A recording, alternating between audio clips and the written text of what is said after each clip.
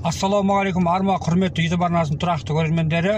Бүгін міне таңғы сағат 7-лер шамасы біз өз қызметіміздің аясында бүгін міне жолға шығайын деп отырмыз. Белгіленген нысаннан 90 шақырымдық жер біздің қызмет бабымызға бір тапсырыс келіп түсті. Ол тапсырыс кір жуғыш машинасының бір ақауы. Яғни сол ақауды қазір бірге тауып, бірге сол ауылға барып, бірге жөндейтін боламыз. Осы төңіректе бір видео әзірлеп, сіздерге назарларыңызға ұсынсақ деген ойдамыз әрине. Ал ендеше кеттік, біз өзіміздің 90 шақырымдық ауылға жол жүрейін деп жатырмыз. Таңертең азанымен қазір осы видеоролик түсіреміз. Осы мәселеде барып, сол су кетіп жатқан ақауды анықтап, видеоролик ретінде түсіріп, сіздердің назарларыңызға ұсынатын боламыз. Ал ендеше ағайындар, келесі кездескенше сау саламатта болыңыздар. Менің әрбір видеомды тамашалап, лайк басып, комментарий жазып қалдыруды ұмытпаңыздар. Маған ұсыныстарыңыз болатын болса, комментарийға жазыңыздар. Мен өз кемшіліктерімді сол комментарий арқылы түзейтін боламын. Рахмет, алдын ала көріп тамашалағандарыңызға. Келесі кездескенше сау саламатта болыңыздар.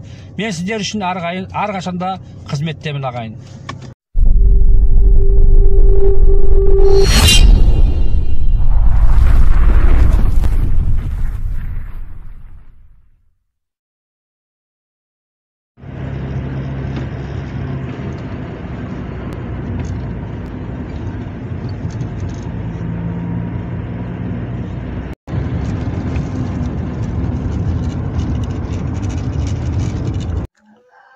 Міне біз діттеген жерімізге келіп жеттік.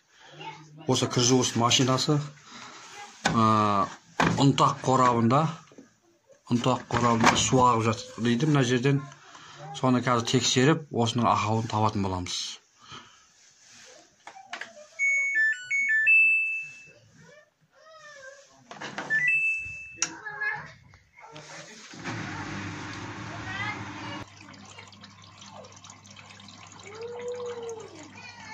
Көріңіздер, осылай су ағып жатыр. Енді қазір осыны ашып, қазір ақауын тауып жөндейтін боламыз.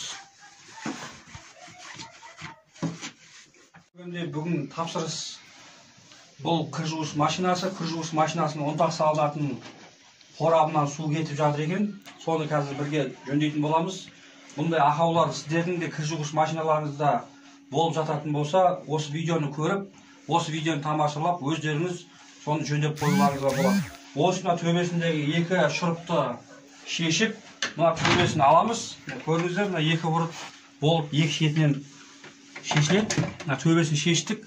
Осы қораптың астында үлкен шлангы болады, дәу. Ұнтақ татып алатын. Соның іші толып қалғандықтан суды жоғары көтеріп, мынаның астынан ағыз жіберіп жатыр.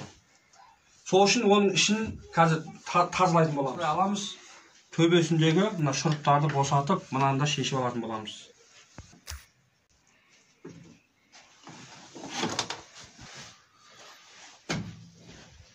Мына пластмас ұнтақ қорапшасын алу үшін төбесіндегі екі шұрыпты босатып, мына да бір екі шұрыпты босатамыз.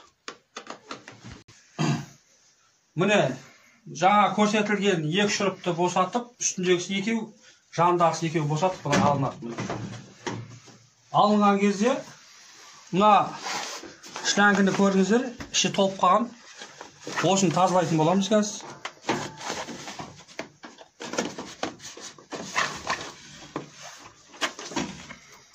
Міне өзінің қысқышы бар, сол қолға ыңғайлы. Осы қысқысын басқан кезде шлангы босалынады, содан кейін мынаны аламыз. Өздеріңіз көріңіздер, мына шлангы қысқысын басып, қазір босатамыз.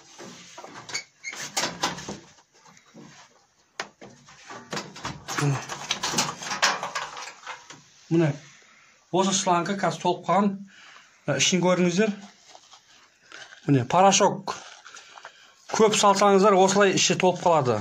Сөйтіп, мына қорапшаның астына су жіберетін болады. Көріңіздер бұл. Сол үшін киімге байланысты, киімнің көлеміне байланысты ұнтақты да сол мөлшерде салатын боласыздар. Шамадан тыс осылай ұнтақты көп салып жіберетін болсаңыздар, кір жуғыш машинасына осындай астындағы шлангісі толып қалып, суды өзіне керекті суын қабылдамай сыртқа ағып жіберетін болады. Міне осы шлангасын тазаладық, жудық, қайтып орнына салатын боламыз. Құдай қаласа, қайтып осы кір жуғыш машинасын қосып, тексеріп, су ағатын, ақпайтын бірге көретін боламыз қазір.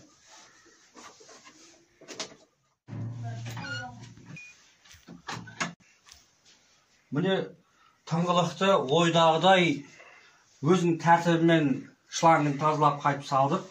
Мына ұнтақ қорапшасын қайта кіргізетін кезде мына кетікті, мына кнопканы басып кіргіземіз. Осылай бұның да әдісі бар, кіргізіп шығарудың. Мұқият боласыздар, кіргізіп шығарған кезде сындырып алмайсыздар, бұл пластмасс. Басып кіргізесіздер. Міне қосамыз кір жуғыш машинасын 15 минутқа қоямыз. Кнопканы басамыз, қазір көреміз, су кететін, кетпейтін.